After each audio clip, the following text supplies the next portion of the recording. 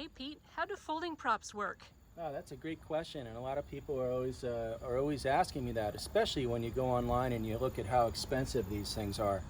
It's a huge upgrade in the big scope of things. Such a little item can cost quite a bit of money, but it certainly it has quite a bit of benefit. So this is folding props right here, and essentially they'll cause zero drag. So you could potentially pick up a half to a full knot by incorporating this type of assembly in your boat.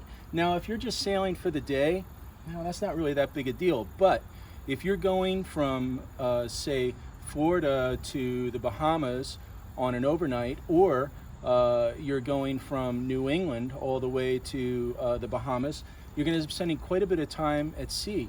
So one knot over a period of 20 hours, that actually adds up to some serious time. So the difference between a 20-hour trip and 16-hour trip, or even in bigger trips, a full day. So these things actually, they work out quite well. They're expensive, but if you're doing some serious cruising, it's a great option.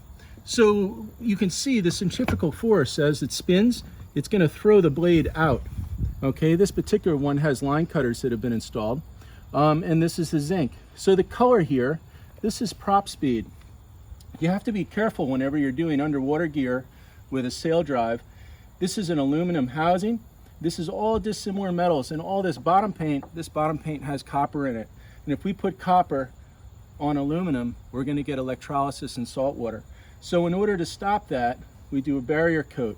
And one of the more popular coatings is prop speed. Prop speed is expensive,